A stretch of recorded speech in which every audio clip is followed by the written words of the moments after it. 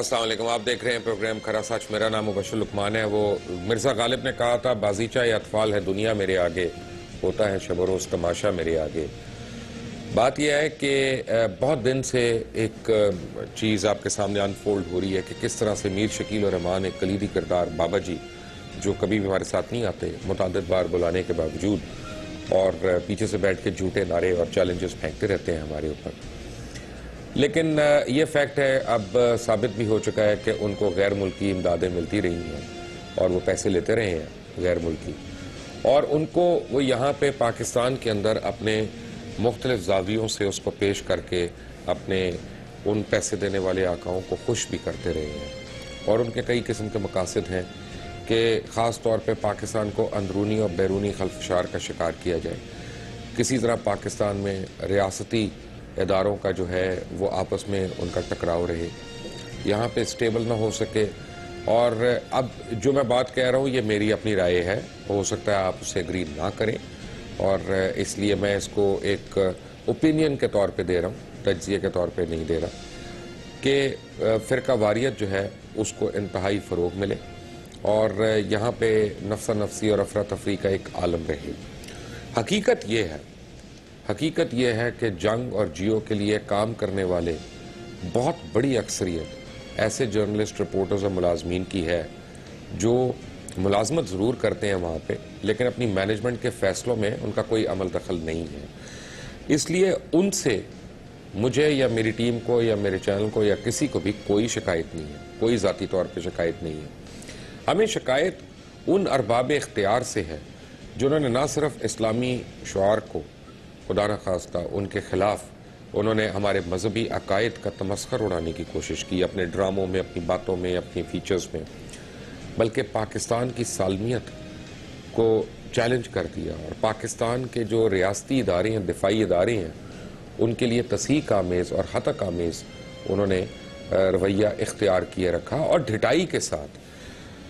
اب سوال یہ ہے کہ پچھلے کئی دنوں سے بڑی کیمپین چل رہی تھی پاکستان میں، مختلف مذہبی تنظیمیں جو ہیں خاص طور پہ، اور مختلف عقائد سے تعلق رکھنے والے جتنے بھی ارباب اختیار ہیں اور مختلف مسالک جو ہیں وہ پہلی باری ایک جگہ پہ اکٹھے ہو گئے، کیونکہ سب نے بیک وقت یک زبان ہو کے دو باتیں یہ کہیں کہ آزادی صحافت اپنی جگہ پہ، لیکن نعوذ باللہ نعوذ باللہ نعوذ باللہ اہل بیت ہوں، صحابہ کرام ہوں، امہات المومنین ہوں، قرآن پاک کی تعلیمات ہوں، ان کے خلاف ہم کسی کو بات نہیں کرنے دیں گے، اور یہی ہر پاکستانی کی، یہی ہر مومن کی دل کی آواز بھی ہے کہ آپ اپنی انٹرٹینمنٹ کی آڑ میں ہماری قدروں کا مذاق اور تمسخر نہیں اڑا سکتے۔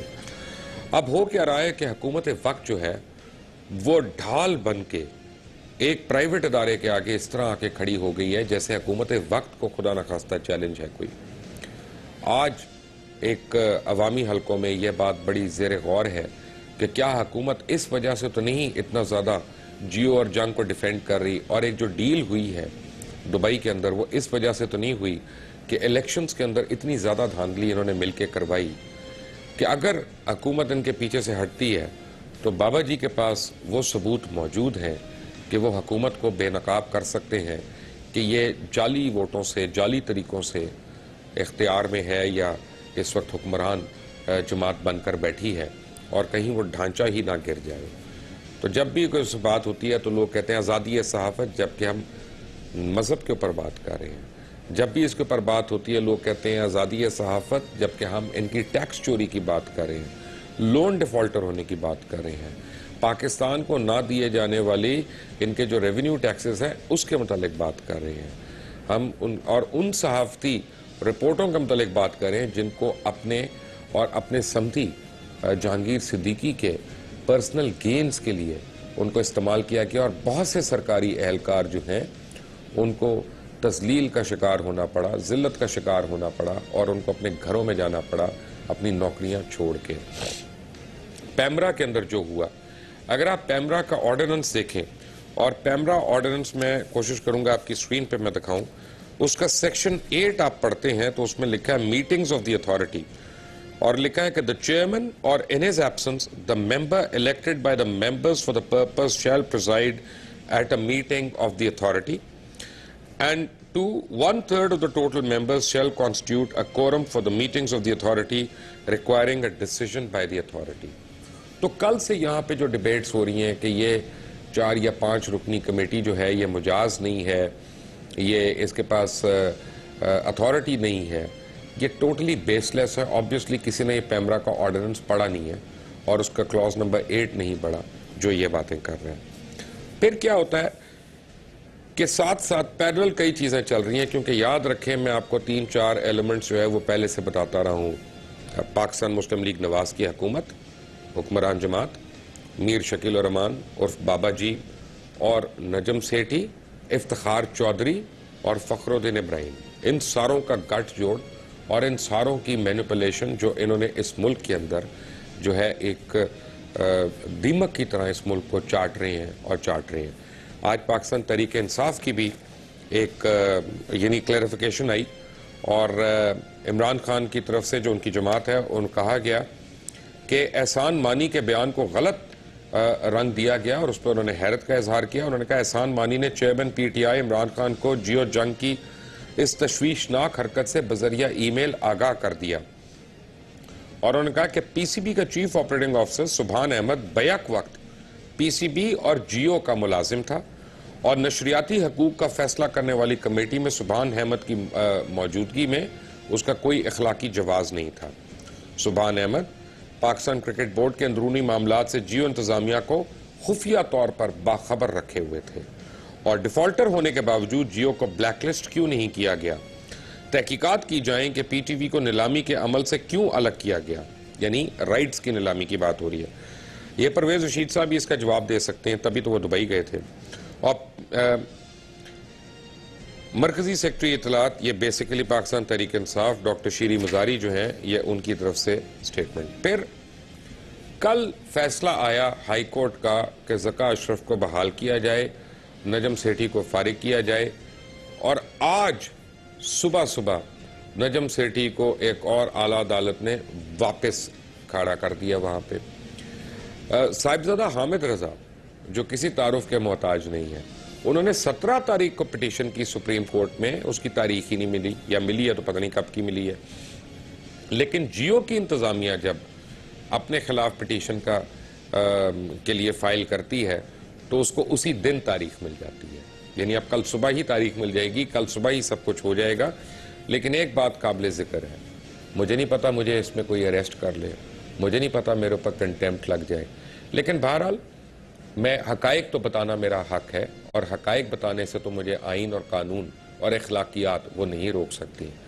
جسٹس جواد ایس خواجہ جو ہے وہ دراصل میر شکیل الرحمان کے رشتہ دار بھی ہیں.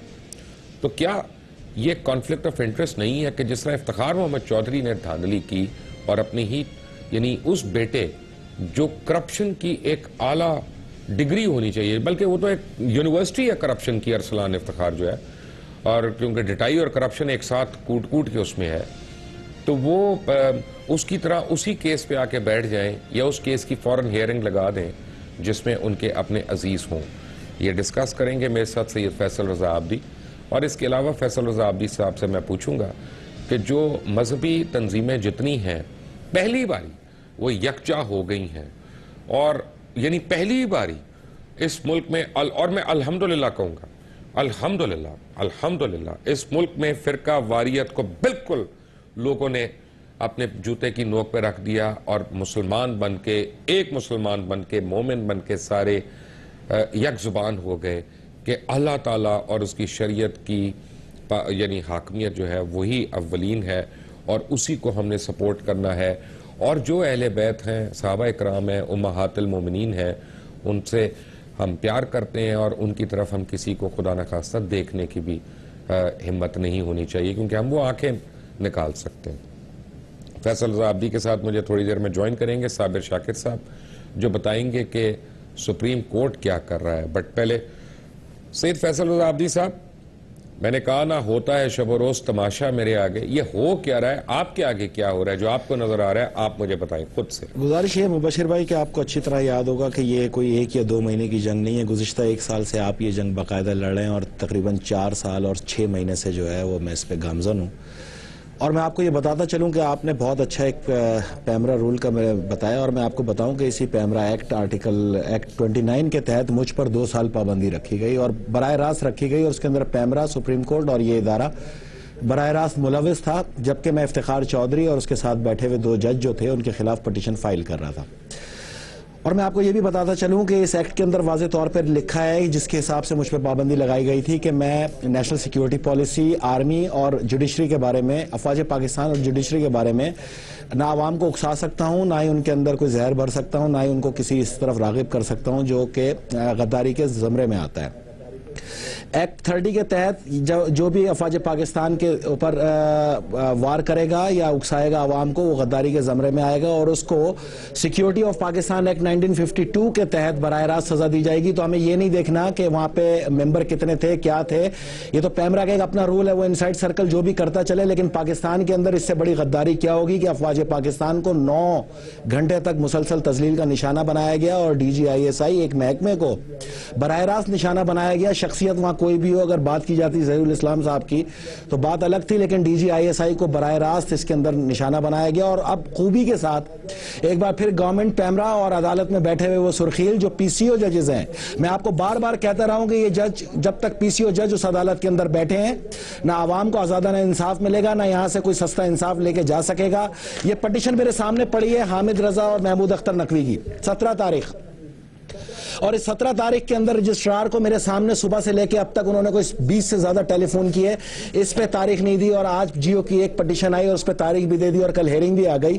تو اب پاکستان کے اندر اور کسی کو کیا سننا ہے اور کیا جاننا ہے, میری بات پہ آپ لوگ قائل ہو جائیں. سب سے بڑا مسئلہ پاکستان کے اندر یہ انصاف کے ادارے ہیں اور خود سپریم کورٹ میں بیٹھے ہوئے وہ PCO ججز جو 12 غلطیاں کرتے رہے, جن کو اللہ تعالیٰ نے قرآن کے اندر معافی نہیں کیا اور فی النار کا ان کو آپ نے واپس نشستوں پہ لا کے بٹھا دیا. تو افتخار چودھری مائنڈ سیٹ نہ کبھی آپ کو انصاف دے گا, اور یہی وہ ایک رستہ ہے. یہ میں عوام پاکستان کی طرف سے آپ کو آگاہ کرتے چلوں کہ اگر اب کے انصاف نہ ملا تو نہ یہ مسئلہ فوج کا ہے, نہ حکومت پاکستان کا ہے, اب یہ براہ راست مسئلہ عوام پاکستان کا ہے. کیونکہ یہ آج سے تو نہیں ہو رہا مبشر بھائی, 5 سال ہو گئے آپ کو بھی دیکھتے ہوئے اور مجھے بھی دیکھتے ہوئے. اگر آپ یہاں میرے سامنے ہوتے تو میں آج وہ تمام چیزیں لے کے آیا ہوں, وہ تمام بیانات لے کے آیا ہوں جس کی میں 5 سال سے یہاں آگاہی دے رہا تھا کہ یہ تو طالبان کا سب سے بڑا ترجمان ہی جیو ہے.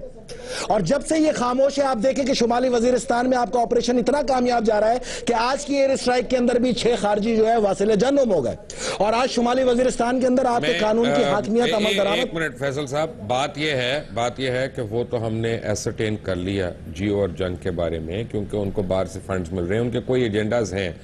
میں صرف یہ کہہ رہا ہوں کہ کیا یہ حیرت زدہ بات نہیں ہے, حیرت انگیز بات نہیں ہے کہ سپریم کورٹ 35 لاکھ کیسز تو پینڈنگ ہیں اس ملک کی عدالتوں میں, وہ غریب دھکے کھاتے رہیں اور یہ 7.5 گھنٹے تک ان کو انتظار نہ کرنا پڑے.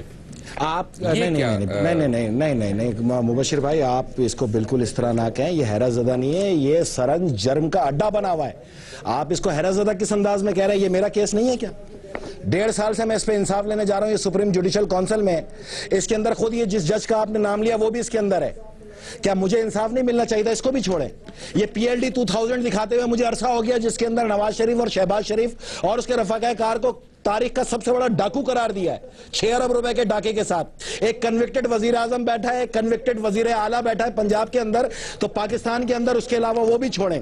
یہ نیب کے تمام ریفرنسز میں آج لے کے آیا ہوں, آپ میرے سامنے نہیں ہے مسئلہ. یہ اس کے اندر کوئی نہیں دیکھے گا کہاں گیا وہ سوئس کیس, کہاں گیا وہ NICL کیس, کہاں گیا وہ حج کرپشن کیس. یہ صرف بلیک میلنگ کے لیے کیس کھول کے بیٹھے ہیں. آپ ان ججز کے اوپر فوری طور پہ کاروائی کریں. یہ ججز وہ ججز نہیں ہیں جن کو آپ ججز سمجھ رہے ہیں, یہ PCO ججز ہیں. یہ کبھی بھی آپ کو انصاف نہیں دیں گے. میں نے تو سنی اتحاد کونسل کو کہا تھا کہ آپ کو شوق ہے تو آپ جا کے انصاف لینے کے لیے کھڑے ہو کے آپ بھی شوق پورا کر لو, لیکن اگر آپ کو انصاف نہیں ملے تو پھر آپ مجھ پہ قائل ہو جانا کہ پاکستان میں فوری طور پہ مارشل لا کورٹس کی ضرورت ہے. یہ چیزیں ہیں جو آپ کو بتاتے آئے اور یہ چیز سامنے آ رہی ہیں.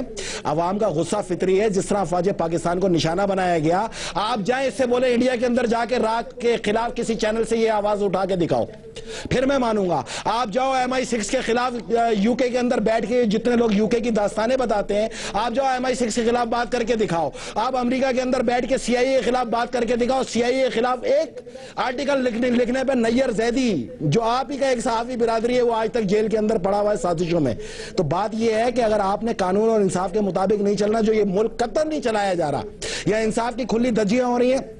آپ مجھے ایک بات بتائیں, 5 سال تک افواج پاکستان کے خلاف مسلسل پیٹ پہ چھرا گھونپنے والا یہ ترجمان, جس کو جیو اور جنگ گروپ کہتے ہیں, کیا ہم یہاں پہ بیٹھ کے یہ نہیں بتاتے رہے کہ تم جن کو شہید کہہ رہے ہو اور جن کو جاں بحق کہہ رہے ہو, 12 ایسے تمام ثبوت میرے پاس موجود ہیں.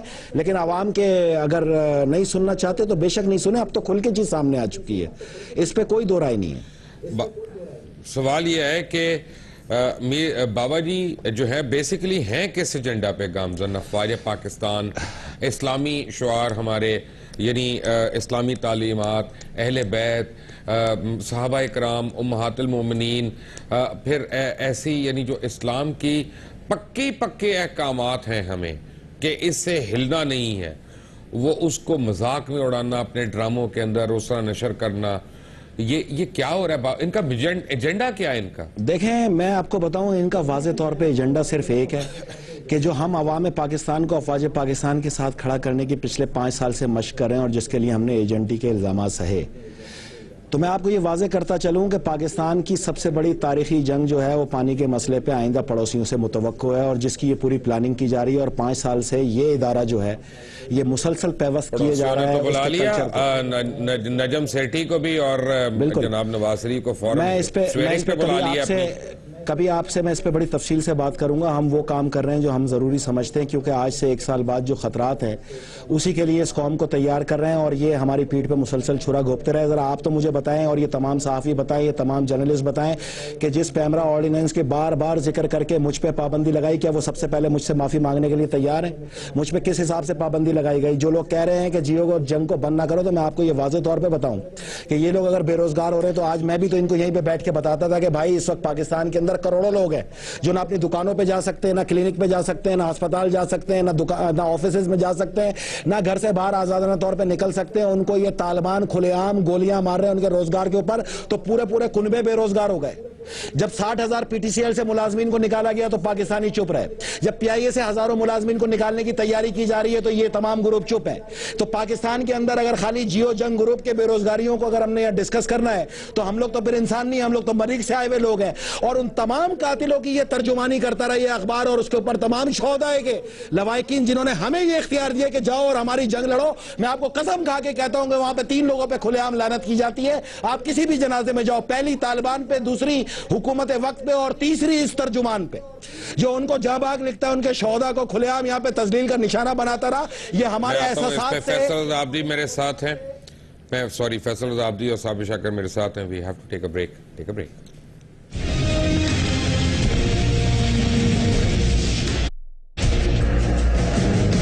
ارے بھائی بینا, کیا سنا آپ نے؟ سہولت بازار نے تو کمال ہی کر دیا. اب آپ بنوا سکتے ہیں امریکہ, کینیڈا, UK اور یورپ میں رہ کر اپنے اسٹائل اور اپنی پسند کے کپڑے, وہ بھی اپنے درزی سے.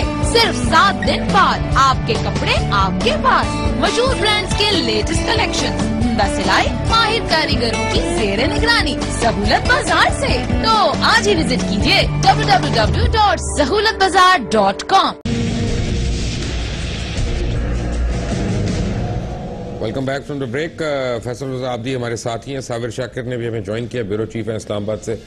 صابر صاحب, یہ صحیح ہے کہ بڑی جلدی میں یہ جو پٹیشن لگی ہے اور کل صبح لگ رہی ہے, اس کی پاکستان میں کوئی مثال نہیں ملتی پہلے, صرف ہندوستان میں ہے؟ کیا یہ صحیح ہے یہ بات؟ یہ میں دلچسپ بات بتا دوں مبشر کہ ایک تو یہ پٹیشن انڈیویجول 184(3) کے تحت جا نہیں سکتا. آئین کا آرٹیکل 184(3) بڑا واضح ہے کہ مفاد عامہ کا ایشو ہو تو آپ سپریم کورٹ سے براہ راست رجوع کر سکتے ہیں, جس سے ملک کا ایک بہت بڑا حصہ متاثر ہو رہا ہے, اس کے رائٹ, بنیادی حقوق متاثر ہو رہے ہیں. اور اس پیٹیشن میں ایک واحد مثال دی گئی ہے پیراگراف 18 میں کہ ریلیف مانگنے کے لیے کچھ عدالتی مثالیں دی جاتی ہیں کہ ماضی میں عدالتوں نے اس اصول کی بنیاد پہ کتنے لوگوں کو ریلیف دیا، اور پیراگراف 18 میں ہم حیران ہیں کہ ان کو مثال بھی ملی ہے تو سپریم کورٹ آف انڈیا کی ملی ہے۔ پاکستان کی عدالتی تاریخ میں ایک بھی مثال وہ یہاں پہ ریکارڈ پہ نہیں لا سکے کہ جس سے سپریم کورٹ سے وہ کہیں کہ جناب ماضی میں سپریم کورٹ نے ان مقدمات میں انڈیویجولز کو براہ راست سنا۔ پیراگراف 18 میں سپریم کورٹ آف انڈیا کا ایک کیس کا حوالہ دیا گیا ہے، وہ بھی 1973 کا ہے، بینٹ کولمن ہے and company versus union of India. اور ایک اور مثال انڈین ایکسپریس نیوز کی دی گئی ہے، بامبے پرائیویٹ لمیٹڈ 1985 کی، کہ یہ دو مثالیں ہیں جس کی بنیاد بنایا گیا۔ ان کو پاکستان میں کوئی مثال بھی نہیں ملی۔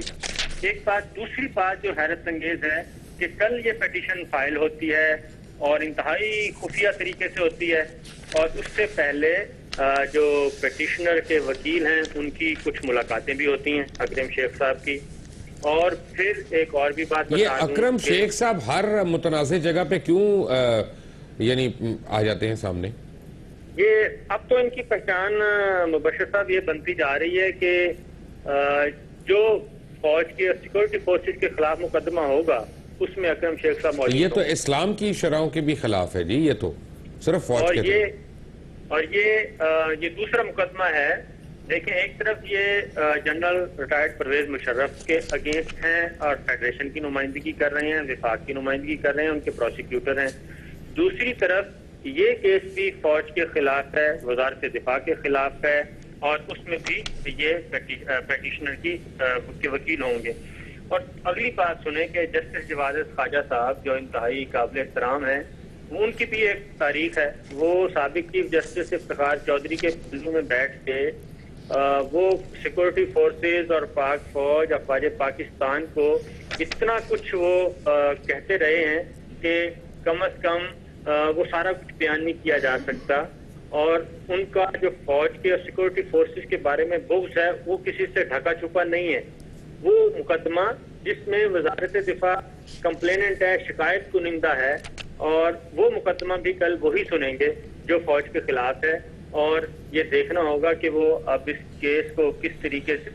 اور اگلی بات، جیسے آپ نے بتایا تھا کہ پیمرا میں وزٹ کیا انصار عباسی صاحب نے اور شوکاز نوٹس، تو اس معاملے میں بھی آئندہ 2، 4، 6 دنوں میں یہ چیز سامنے آ جائے گی کہ اس مقدمے کو لگانے سے پہلے کس نمائندے نے، جنگ گروپ کے کس نمائندے نے کس سے ملاقات کی اور کس طریقے سے یہ ساری چیزیں۔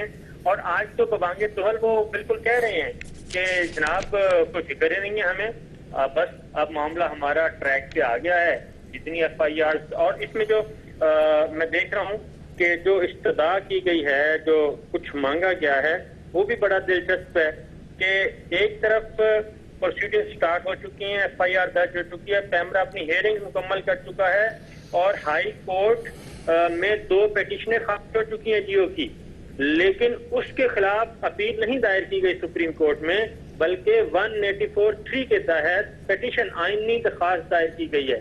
اور ایک چیز 2010 میں جو ڈسپوز آف ہو چکی ہے، اس کی ریوائیول کے لیے بھی ایک اپلیکیشن دے دی گئی ہے، اور کل اس کو سنا جائے گا۔ اب ان کی پرے سنیں ذرا۔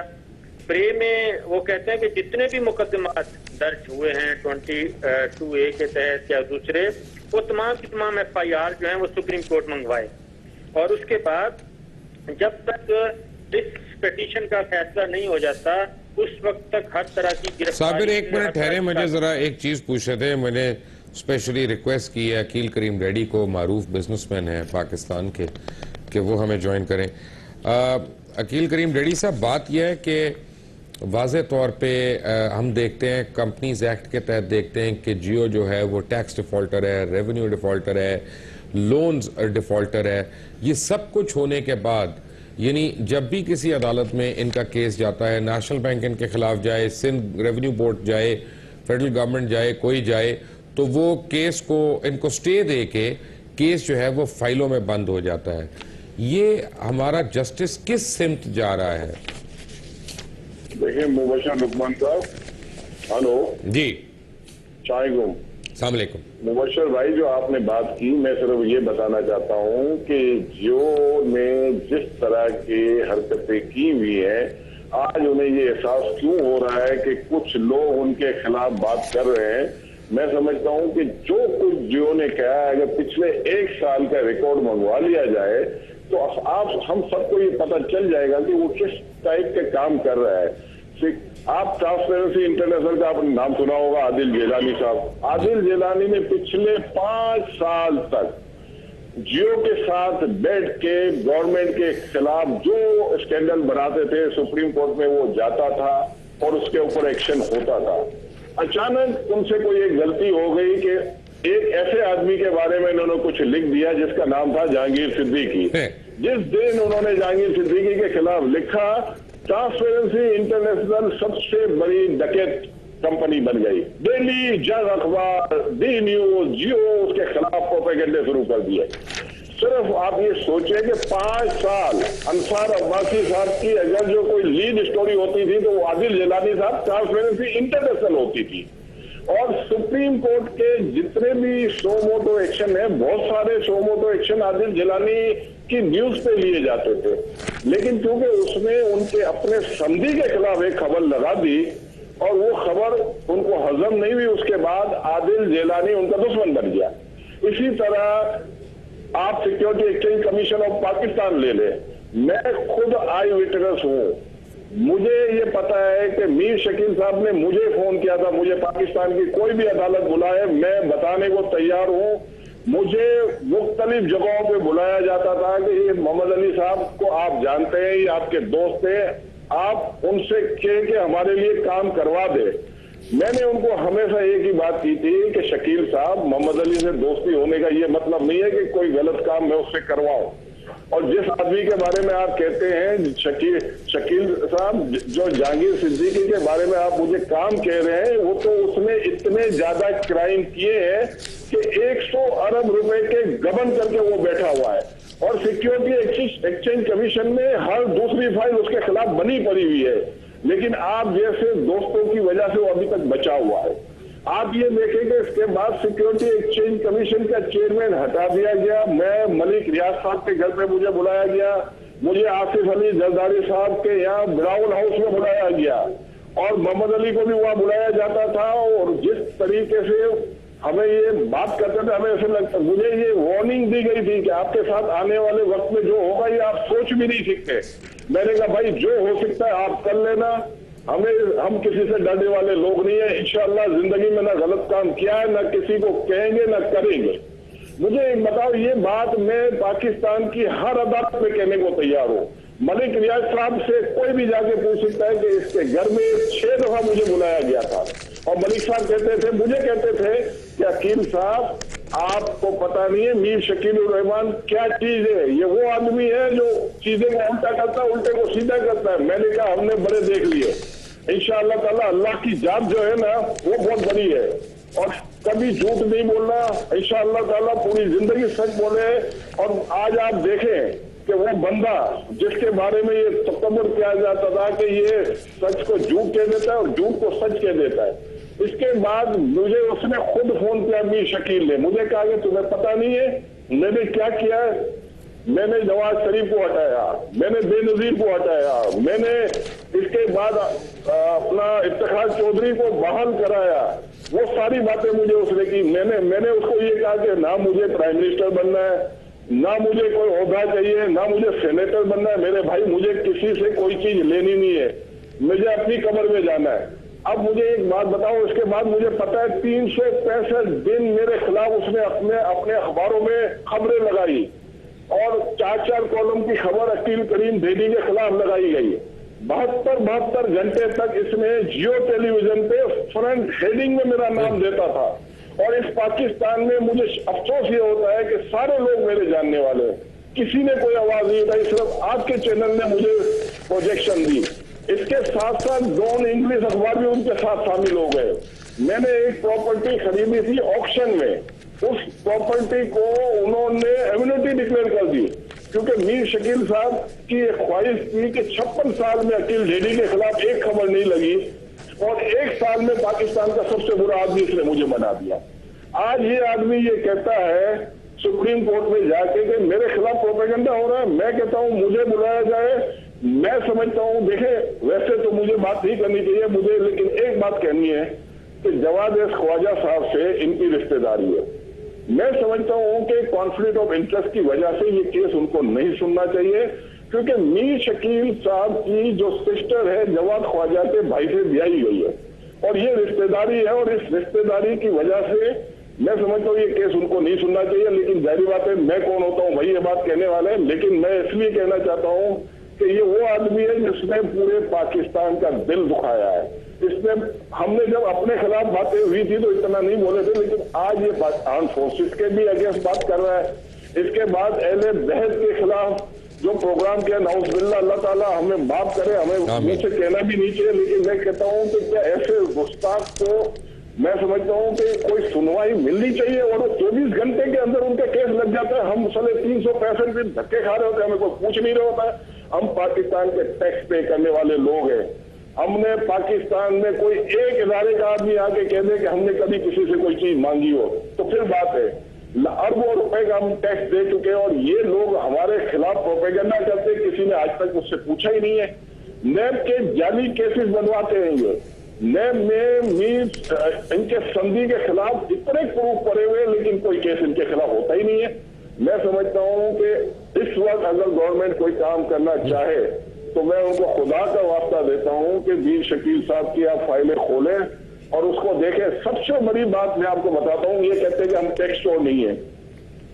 मैं इनकी अपनी बैलेंस शीट दिखाता हूं। उसी बैलेंस शीट के अगर इन्होंने एमनेस्टी ली है, एक जाली रिसीवेबल दिखाया और उस जाली रिसीवेबल के अगेंस्ट उन्होंने एमनेस्टी ली हुई है। तो ये जो एमनेस्टी ली हुई है क्या इन्होंने अपनी बुक में डिक्लेयर की है? तो ये क्या चोरी का माल था या नहीं था? इसका सिर्फ मीर शकील साहब जवाब दे रहे। मैं कहता हूँ बाकी सारी बातें मैं मान लूंगा। ये तो ऑन रिकॉर्ड है, ऑन पेपर है। तो मुझे ये बताएं कि ये जब कहते हैं कि हमने कभी टैक्स चोरी नहीं की तो ये वो तो खैर भरपूर चोरी किया है। Aqeel Reddy, thank you very much for being with us. भरपूर चोरी किया है। आई एम सॉरी फैसल रज़ाब्दी, आपको मैंने बड़ा वेट कराया, but fact of the matter is के अकील करीम रेड्डी कह रहे हैं कि कॉन्फ्लिक्ट ऑफ इंटरेस्ट है जवाद एस ख्वाजा का, और मीर शकील सर्टिफाइड एक ऐसा आदमी है जिसने करोड़ों मुसलमानों का दिल दुखाया है, इस्लाम की तालीमात का मजाक उड़ाने की कोशिश की है। उसको सजा मिलनी चाहिए। उसको इतनी जल्दी उसकी सुनवाई हो के उसको जजा देने के चक्रों में है, ये क्या हो रहा है? Do you agree? मुबशर भाई, मैं आपको अर्ज करूंगा, मैंने वो सारे प्रोग्राम देखे और ये हकीकत है कि सुन्नी इत्तेहाद कौंसिल के मुफ्तियान के उस फतवे को मैंने सेकंड किया। सबसे पहले उसकी वजह ये है कि उन्होंने उसको हराम करार दिया इस इदारे को देखने और इस पर इन्वेस्ट करने को, और जाहिर सी बात है कि ना कोई फिसाद बरपा हुआ और उनके पुरअमन मुजाहरों में आज तक एक पत्थर भी नहीं हुआ गिरा कहीं पे, और मैंने अपने ऊपर उसको हराम कर लिया कि उसके उस इदारे के 1 रुपए की भी कोई चीज़ खरीदना मैं अपने ऊपर हराम समझता हूँ। जहाँ तक रही बात उस ये जितना कुछ हुआ, मनकबतें और टेलीविजन प्रोग्रामों में भी चलती हैं, और मैं आपको ये याद दिलाता चलूँ कि आपके भी शो के अंदर ये मनकबत चली, उसका एहतराम मलूज़ खातिर रखा गया। समा चैनल का मैं एक फिर आपको दूं एक मिसाल के 3 नवंबर 2011 गालिबन एक शो चला था जिसके अंदर आशिक रसूल बाप के आशिक रसूल साहबजादे अमजद साबरी ने चूंकि खवातीन डांस करने आ गई थी उनको रोका, और रोकने के बाद उसी वक्त रोका। तो बेसिकली तो इदारा जिम्मेदार होता है। लोगों को अफसोस इसलिए हुआ कि वो हस्तियां जिनके ऊपर दरूद भेजे बगैर नमाज में ही की कबूलियत नहीं है, उसके ऊपर जूतों से क्लैप किया गया। ये वही चीज़ थी जिसकी वजह से ये इतना बड़ी सिचुएशन सामने आई, और उसके ऊपर भी अगर अरबाब इख्तियार और पैमरा हुकूमत पाकिस्तान वाज़ेह तौर पर स्टांस ले लेते तो शायद इतनी नौबत नहीं आती। शायद इनके घर की अगर किसी खवातीन की बेहरमती की जाती तो आज वो तमाम सियासी अकाबरीन जो है सुप्रीम कोर्ट की जालियों से अपने सरों को फाड़ रहे होते, और किसी की काय को कुछ कह दिया वजह से बच रहे हैं किसी। हाँ बिल्कुल, ये तो देखिए बेसिकली नहीं, अगर आप मार्गरेट थैचर को कुछ कहें, आप रेगन को कुछ कहें, आप जॉन एफ कैनेडी के बारे में कुछ कहें, तो ये सारे सियासी उठते हुए और चिंगाड़ते हुए यहाँ नजर आएंगे, क्योंकि इनको क्या लेना देना है। ये तो सिर्फ मुहर्रम पे बयान दे के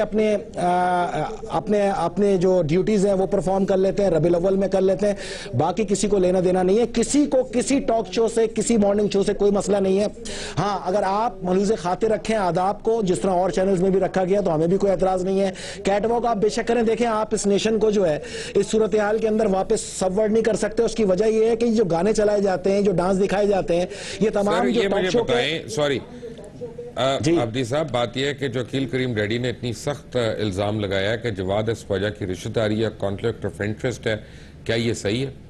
دیکھیں، یہ بات تو آپ مجھ سے تو نہیں پوچھیں نا، میں تو 5 سال سے عوام پاکستان کو بتا رہا ہوں کہ، اور یہ بات حقیقت ہے کہ ان کی رشتہ داری ہے، اور یہ بھی بات حقیقت ہے کہ اس پورے کیس کا کٹم بنانے میں اور اس کو سلجھانے میں ارسلان افتخار شب و روز محنت کر رہا ہے، اور یہ بھی حقیقت ہے کہ 2 دن میں اس کو وائنڈ اپ کر دیا جائے گا، یہاں تک کہ پیمرا کے جو اراکین کا ایک فیصلہ سامنے آنے والا ہے اس پہ حکم امتناعی آئے گا۔ یہ میں آپ کو پیشگی آج بات کر کے جا رہا ہوں۔ ان عدالتوں کا سب سے بڑا ہتھیار ہی، اور خاص طور پہ ان پی سی او ججز کا جو وسیلہ روزگار ہے وہ حکم امتناعی ہے۔ اس سے تو آپ بھی آ گئے ہیں اور میں بھی آ گیا ہوں۔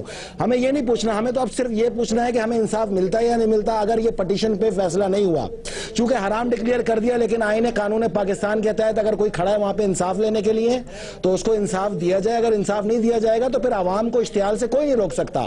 اور خاص طور پر ان علماء اکرام سے جو یہاں معافی کے تقاضے کر کے گئے، ان سے میں یہ پوچھوں گا، ان ٹاک شو کے علماء اکرام سے، کہ آپ تو خود یہاں پر وقفوں کے اندر یہ دنگ دھڑنگ ڈانس دیکھتے ہیں، تو آپ کے منہ سے تو آج بھی نہیں نکلا کہ ان پہ پابندی لگائی جائے اور نہ لگوائی جائے گی۔ پاکستان کے اندر اگر کسی کو ٹاک شو سے ایک منٹ ٹھہریں، علماء کی بات ہو رہی ہے، ایک منٹ ٹھہریں۔ صاحبزادہ حامد رضا میرے ساتھ ہیں، سنی اتحاد کونسل کے سربراہ ہیں۔ صاحبزادہ صاحب، بات یہ ہے کہ کیا آپ کو دکھ ہے اس بات کا کہ جب اسلام کی سربلندی کی بات کی جاتی ہے تو عدالتوں میں دھکے کھانے پڑتے ہیں، اور جب وہ خدا نخواستہ اسلامی تعلیمات کا کوئی غلط بیان کرے تو اس شخص کی فوراً سنوائی ہو جاتی ہے؟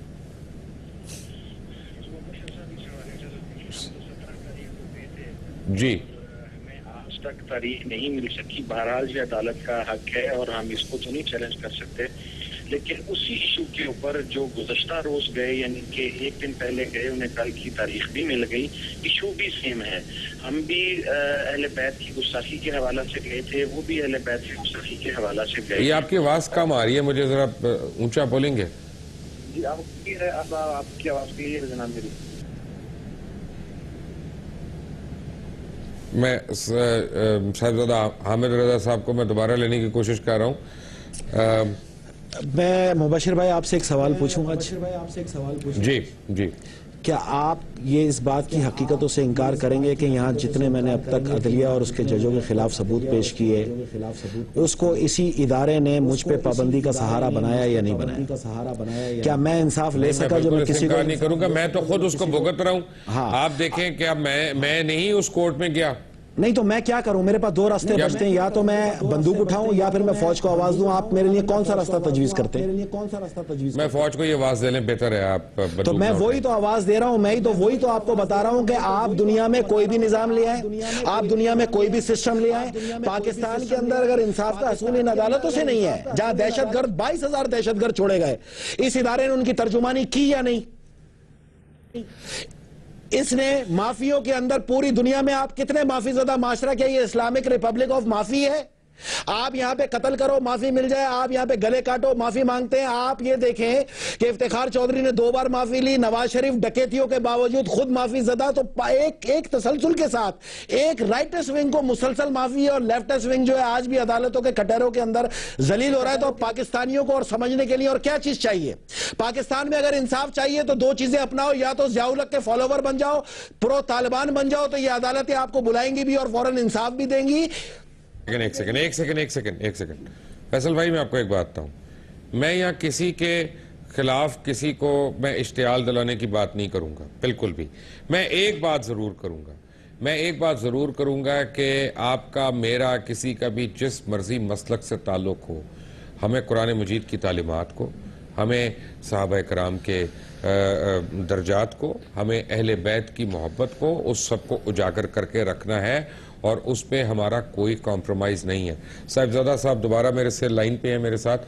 صاحبزادہ صاحب، آپ میری بات سے ایگری کر رہے ہیں جو میں نے کہی ہے؟ جی بالکل، میں ٹوٹلی طور پہ ایگری کر رہا ہوں، اور میں مبشر صاحب اس میں یہ جو بات کر رہا تھا وہ یہ کہہ رہا تھا کہ ہم لوگ 17 تاریخ کو گئے تھے اسی ایشو پر توہین اہل بیت کے حوالہ سے سپریم کورٹ میں، اور ہم نے بینگ دا سیولائزڈ نیشن اور لا بائنڈنگ نیشن ہم نے اس چیز کو فالو کیا، ہم نے آئین کا دروازہ کھٹکھٹایا، قانون کا دروازہ کھٹکھٹایا، لیکن اسی ایشو کے اوپر جیو گروپ گزشتہ روز گیا اور اسے کل کی ہیئرنگ ڈیٹ بھی مل گئی، اور ہم ابھی تک در بدر ہیں ہمیں کوئی پتہ نہیں ملے گی بھی یا نہیں ملے گی. میں اس پہ کچھ کہنا نہیں چاہتا چونکہ معاملہ سپریم کورٹ میں ہے. پھر ہم توہین عدالت میں جناب پکڑے جاتے ہیں. توہین اہل بیت ہو جائے تو کھلم کھلا آپ آزادی سے پھر سکتے ہیں, لیکن توہین عدالت ہو جائے تو پھر جناب آپ نااہل بھی ہو جاتے ہیں, آپ کو پرائم منسٹری سے بھی استعفیٰ دینا پڑتا ہے اور بہت سارے معاملات ایسے ہو جاتے ہیں. آن دا ادر ہینڈ آپ دیکھیں نا, موضوع کی حساسیت دیکھیے یا لوگوں کا ہم سے سوال پوچھنا دیکھیے. لوگ کہتے ہیں کہ پی سی بی کا چیئرمین ایک دن سسپینڈ ہوتا ہے اور دوسرے دن وہ بری ہو جاتا ہے اور دوبارہ اس کو جناب وہاں پر لگا دیا جاتا ہے. کیا پی سی بی کے چیئرمین کا ایشو جو ہے وہ توہین اہل بیت سے بڑا ایشو ہے خدا نہ خواستہ؟ مقصد وہ چیز جو ہمارے ایمان کا ایسا ہے جس کے بغیر ہمارے ایمان کی تکمیل نہیں ہے. اور گزشتہ روز کے پروگرام میں وہ قرآن کی نص کا سراہتاً انکار کر دیا گیا. کیا وہ ایشو چھوٹا ہے؟ یہ اسلامی جمہوریہ پاکستان ہے, یہ کوئی یہودی اسٹیٹ نہیں ہے یا یہ کوئی عیسائیوں کی اسٹیٹ نہیں ہے. یہاں پر اسلامک لاز اور آپ کا 73 کا کانسٹیٹیوشن اکارڈنگ ٹو فقہ حنفی اسلام کے مطابق ہے. اس چیز کو بہرحال ہمیں بہت دکھ بھی ہے. اب میری سمجھ سے یہ بالا ہے کہ مجھے جو وہ سینکڑوں فون آ رہے ہیں میں ان کو کیا رسپونڈ کروں, میرے پاس کیا جواب ہے. اس کے لیے صبح تک ہمیں ویٹ کرنا پڑے گا. آپ کو صبح تک سپریم کورٹ کے یعنی ورڈکٹ کا ویٹ کرنا پڑے گا کہ وہ کیا کہتے ہیں. فیصل زدہ عابدی, صابر شاکر, عقیل کریم ڈیڈی اور صاحب زدہ حامد رضا, آپ سب کا بہت بہت شکریہ. ایک بات میں نے کہنی ہے اور میں نے کھل کے کہنی ہے. میں یہ کئی مہینے سے یہ بات کہہ رہا ہوں یہاں پہ. میر شکیل الرحمان بابا جی جو ہیں انہوں نے اس ملک کے خلاف پیسے بھی لیے ہیں اور انہوں نے اس کا اقبال جرم بھی کیا ہے.